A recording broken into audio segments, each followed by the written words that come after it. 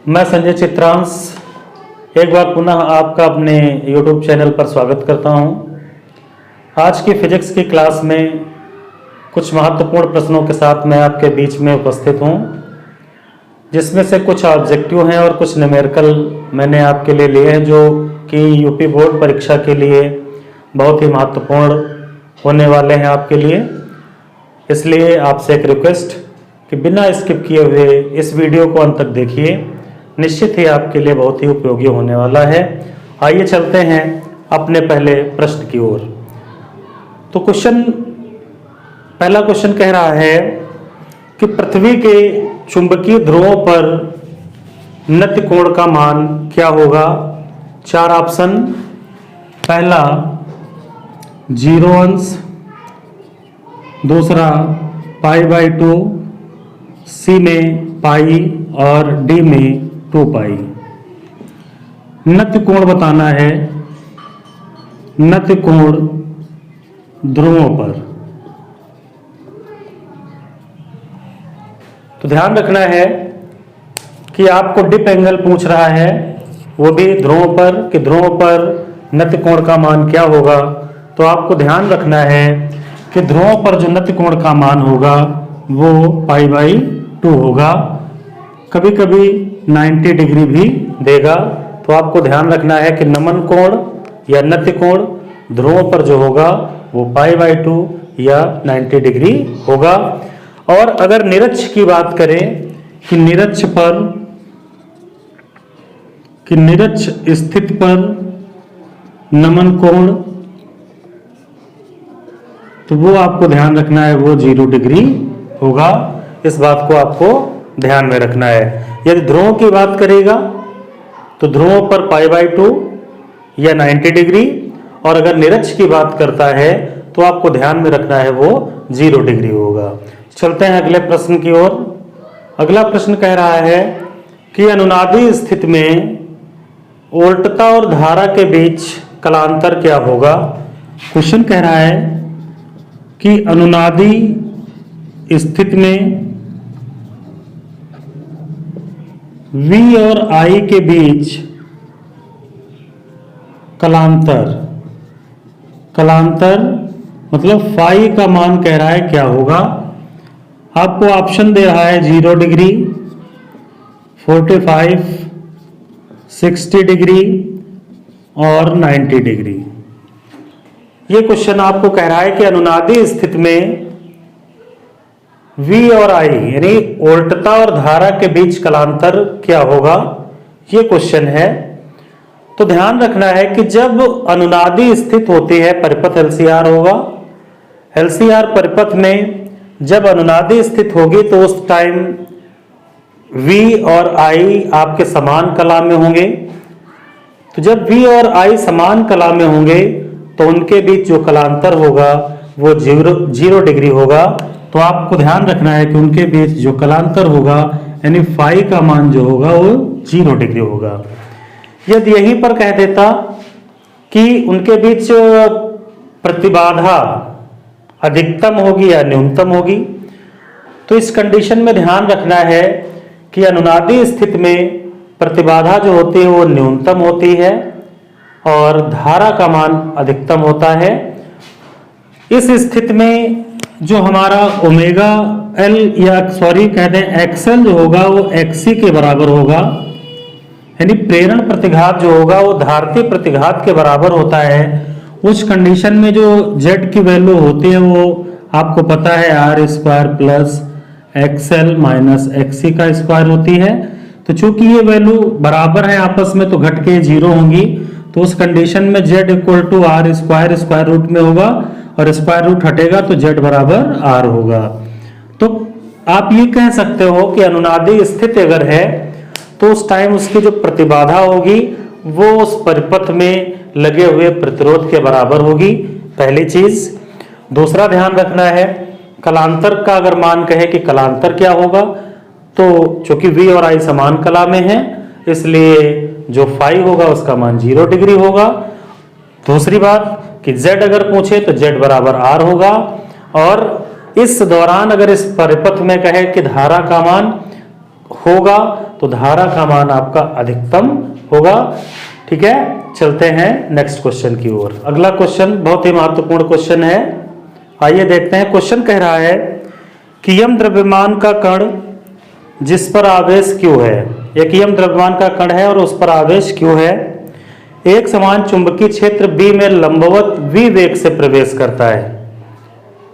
ठीक है, चुंबकीय क्षेत्र B में लंबवत V वेग से प्रवेश करता है, इसके पथ की त्रिज्या क्या होगी? 4 ऑप्शन दे रखे हैं।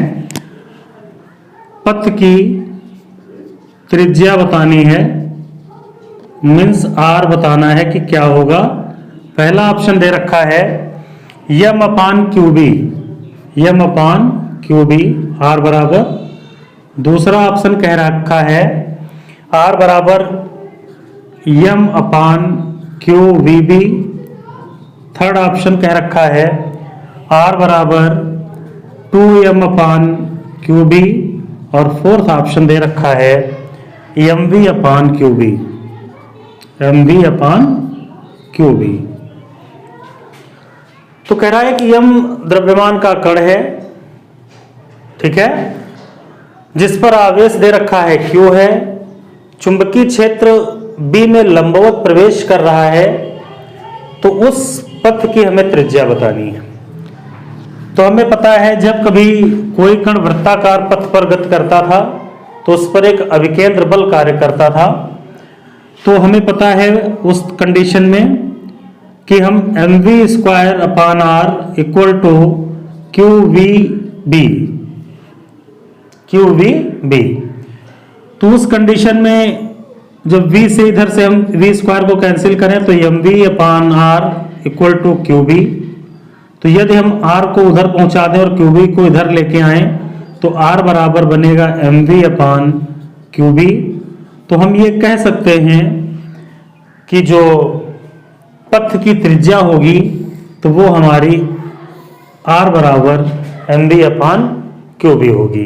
तो यदि कोई यम द्रव्यमान का पिंड जिस पर Q आवेश होगा, चुंबकीय क्षेत्र B में ध्यान रखना है लंबवत प्रवेश कर रहा होगा, ठीक है, तो उस दौरान उस कण की जो पथ की त्रिज्या होगी वो R बराबर M we upon Q B होगी। इसलिए आपका जो फोर्थ ऑप्शन होगा वो सही होगा। चलते हैं नेक्स्ट क्वेश्चन की ओर। अगला क्वेश्चन कह रहा है कि निर्वात में प्रकाश की चाल होगी। 4 ऑप्शन आपको दिए गए हैं, देखिए। निर्वात में प्रकाश की चाल किसके बराबर होगी? आपको ऑप्शन दिए गए म्यू जीरो एप्सिलॉन नॉट, या हम ये कह सकते हैं म्यू नॉट एप्सिलॉन नॉट,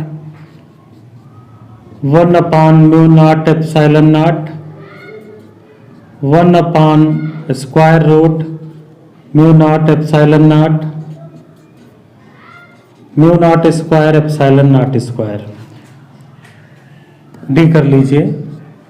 आपको 4 ऑप्शन दे रखे हैं, ए बी सी और डी। क्वेश्चन कह रखा है कि निर्वात में प्रकाश की चाल इनमें से किसके बराबर होगी? तो हम लोग जानते हैं कि निर्वात में प्रकाश की चाल जो होती थी C बराबर वो 1 upon square root mu naught epsilon naught के बराबर होती थी। तो उस आधार पर हमारा जो थर्ड ऑप्शन होगा C वो सही होगा, ध्यान रखना है आपको। और एक चीज, कभी कभी म्यू नॉट और एप्सिलॉन नॉट का मात्रक भी पूछ लेता है, यूनिट क्या होती है वो भी बतानी होती है, और इसकी विमा क्या होती है, डायमेंशन भी आपसे कभी कभी पूछ लेता है। तो आपको जब भी इसकी विमा या इसका मात्रक बताना पड़े तो आपको ध्यान रखना है आप वो सारे मात्रक यहीं से देंगे। तो यदि हमें मात्रक देना होता तो अगर हम इसका दोनों तरफ से स्क्वायर कर दें तो C square equal to 1 upon mu naught epsilon naught, इसको यहाँ लाइए, इसको यहाँ पर रिप्लेस कर दीजिए। तो mu naught epsilon naught equal to 1 upon C square. तो C, चूंकि C प्रकाश की चाल है, चाल का मात्रक जो होता है वो मीटर प्रति सेकेंड होता है, चूंकि स्क्वायर लगा है स्क्वायर कर देंगे। तो जब इसको हम पलट के लेके ऊपर जाएंगे तो ये हमारा सेकेंड स्क्वायर प्रति मीटर स्क्वायर हो जाएगा। तो अगर इसका मात्रक पूछता तो ये ध्यान रखना है, अगर इसके कभी मात्रक की बात करें तो मात्रक, तो यहीं से अगर इसकी विमा की बात करता डायमेंशन की क्या होगी तो आप यहीं से निकाल देते सेकंड स्क्वायर प्रति मीटर स्क्वायर। तो सेकंड की जो विमा होती है वो टी, तो टी स्क्वायर और बटे में चूंकि मीटर है लेंथ है तो लेंथ का एल यानी एल स्क्वायर, और ये एल ऊपर जब लेके आते तो एल की पावर -2 T2 ये इसकी विमा हो जाती। तो आपको ध्यान रखना है कि जब कभी अगर इस क्वेश्चन से वो ज़्यादा से ज़्यादा इसी प्रकार के क्वेश्चन बना सकता है।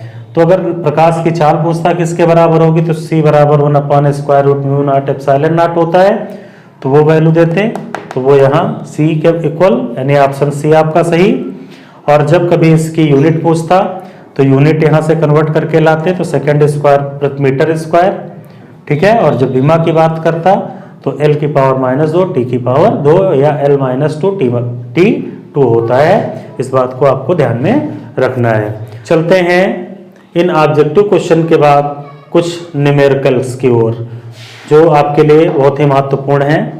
स्किप मत करिएगा, लास्ट तक देखते चलिए। यदि आपको हमारे क्वेश्चन और अब तक की हमारी क्लास सही लग रही है तो आप इसे ज़्यादा से ज़्यादा अपने दोस्तों तक शेयर करें।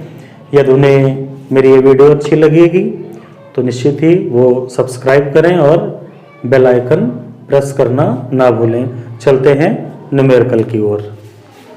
तो पहला न्यूमेरिकल हमारा कह रहा है कि एक क्वेश्चन दिया गया आपको, कह रहा है एक प्रत्यावर्ती धारा परिपथ में उल्टता V का जो समीकरण दे रखा है V = 50 sin 314t + 5।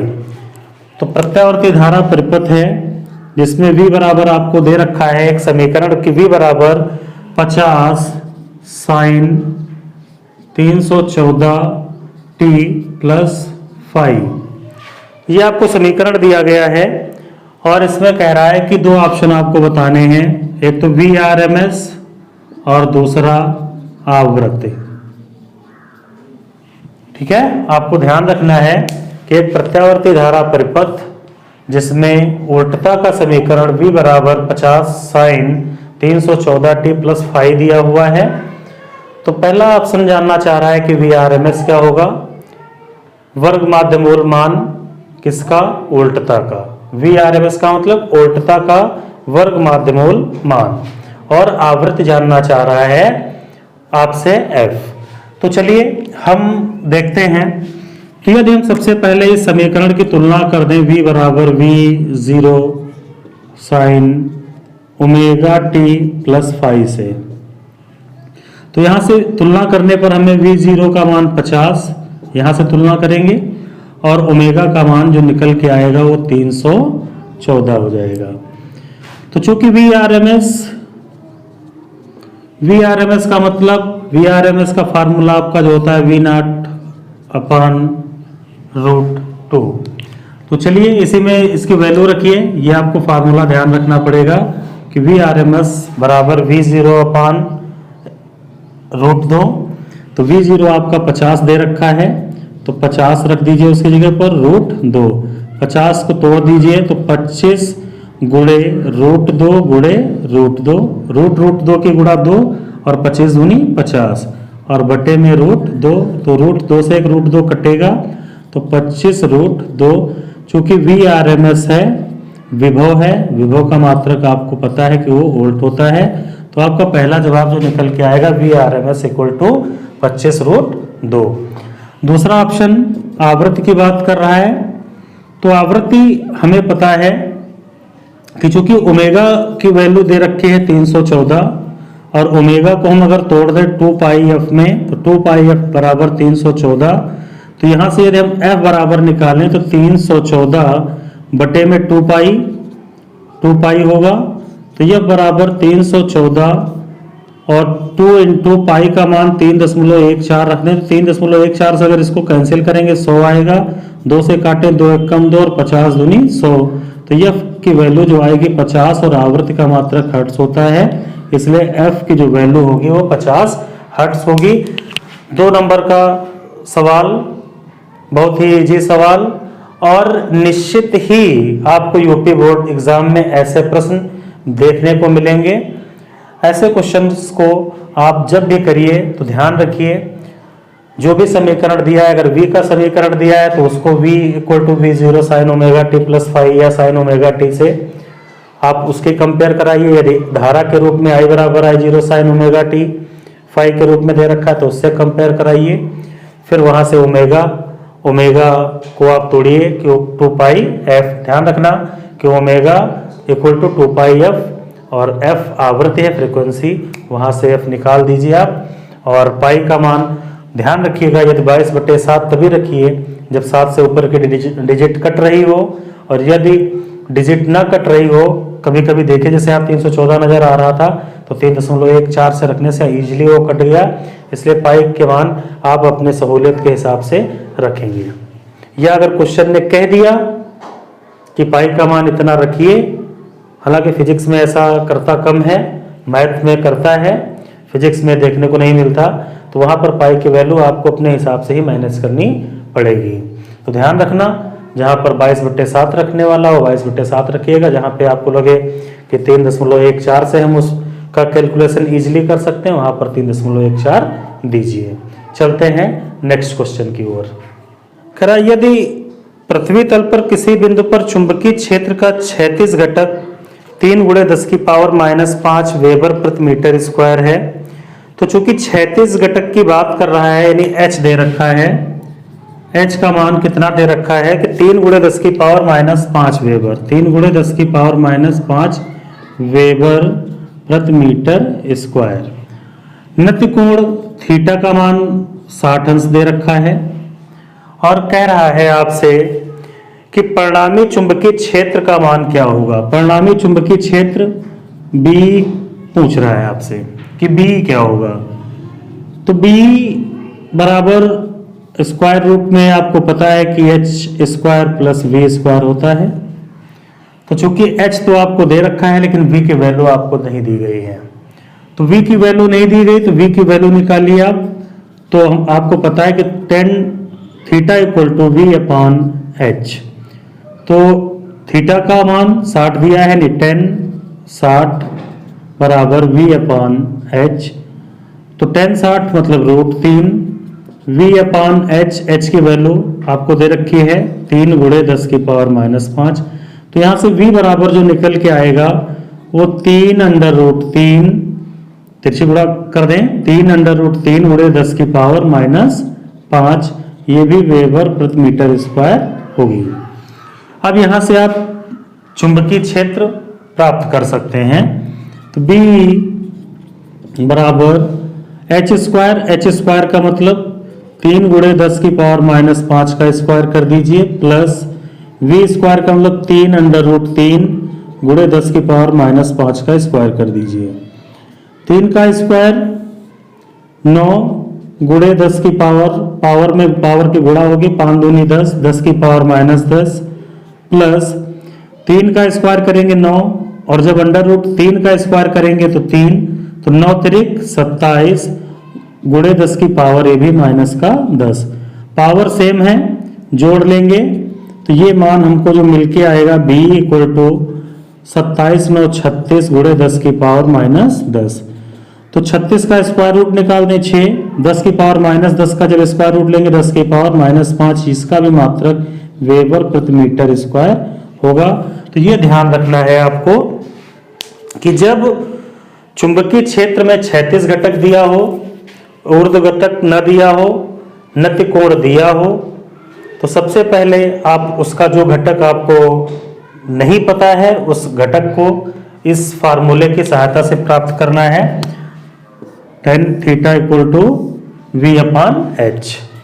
इसकी सहायता से प्राप्त करिए। उसके बाद जो दूसरा फार्मूला आपको ये दे रखा है कि B = h², स्क्वायर रूट में h² + v², उसकी सहायता से ये वैल्यू निकालिए v और h की। उसके बाद दोनों को उसी में रखिए और B का मान प्राप्त कर लीजिए। बस ध्यान रखिएगा यहाँ पर कभी कभी पावर जो होती हैं वो अगर समान नहीं है तो उनको समान बनाने के बाद ही स्क्वायर रूट लीजिएगा। यदि पावर समान है, मैक्सिमम समान मिलेंगी, टेंशन मत लीजिए, दोनों पावर समान मिलेंगी और जब स्क्वायर रूट लेंगे तो उस पावर का हाफ कर लेंगे।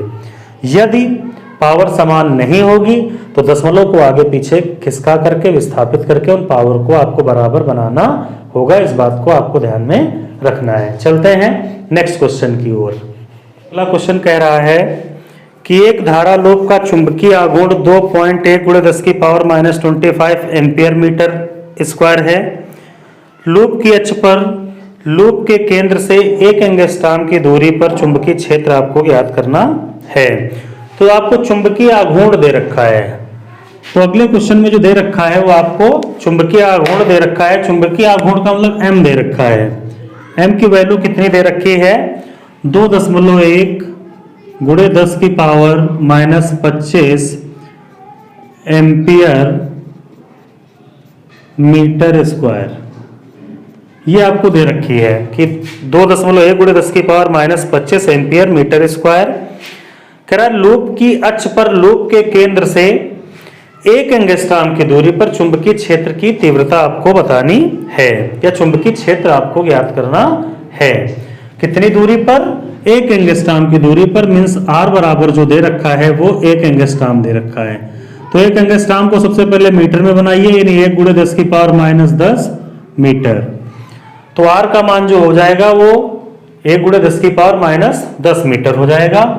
और आपको b लाना है चुंबकीय क्षेत्र। कह रहा b की वैल्यू क्या होगी?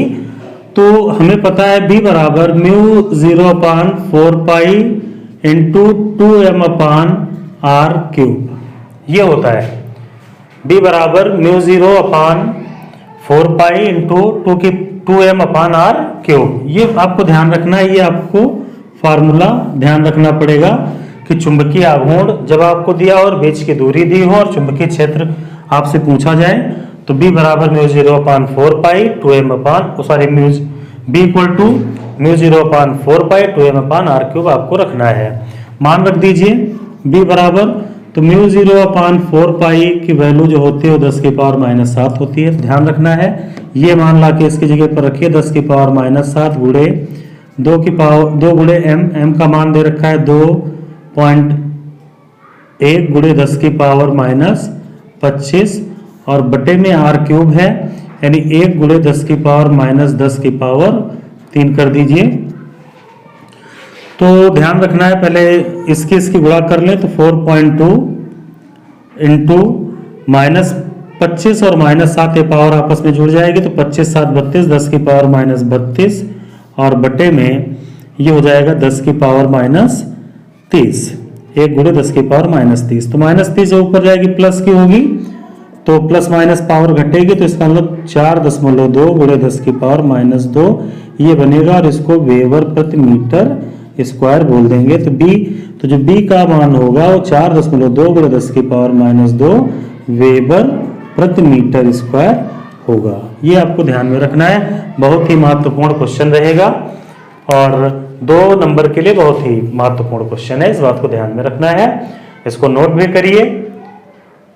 नोट भी करिए और इनसे जुड़े हुए अन्य न्यूमेरिकल्स की प्रैक्टिस जरूर करते रहिए। ठीक है, ध्यान रखना यूपी बोर्ड के एग्जाम में इसी टाइप के क्वेश्चन आपको देखने को मिलेंगे।